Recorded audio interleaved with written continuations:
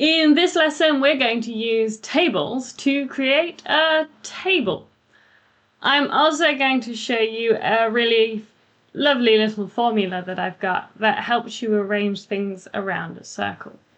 Before we get started, I expect you to have already seen all of the previous lessons or be extremely confident working with formulas in parametric blocks. What we'll be covering today is how to use the array path command, and we'll be using this to create a polar array.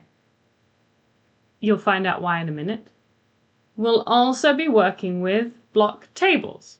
To get started, please use the reference file. First thing that we're going to do is set an array path. Took a bit of experimentation, but I happen to know that AutoCAD starts at the 3 o'clock position for a circle. So when you create this, make sure that your entity is at the 3 o'clock position, otherwise you will get some strange behavior.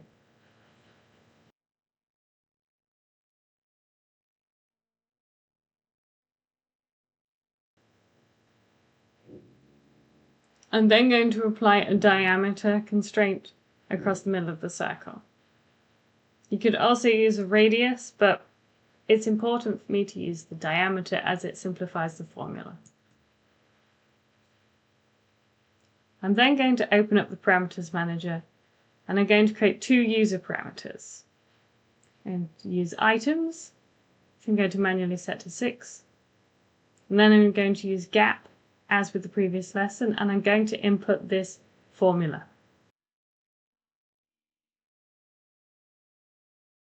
If you'd like to see this formula and download the block where it's used so you can see how it works, the link is available in the description.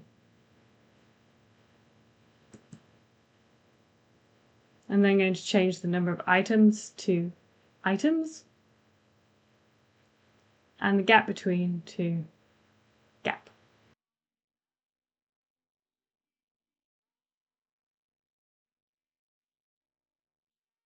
This makes the gap between the items dependent on the diameter of the circle. You can see everything maintains a perfect position. If you use a polar array, this will not work, unfortunately.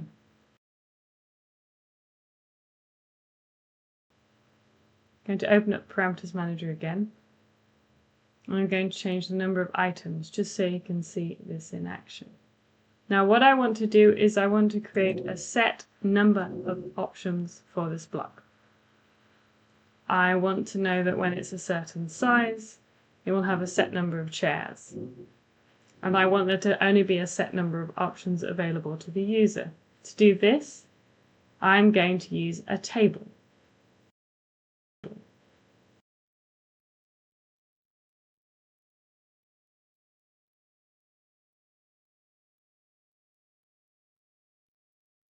I'm going to add two of the parameters.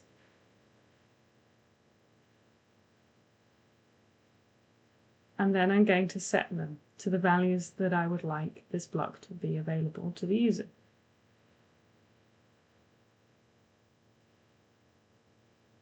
Save the changes.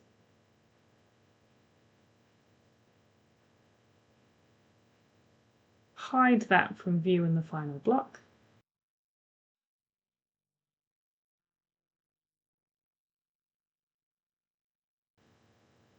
And then when I select the block, you'll notice that I can change it to the preset number of items available. If you'd like to download this block and see the formula in action for yourself, the link is available in the description. Now with this block, it's important to use the path array and not the polar array.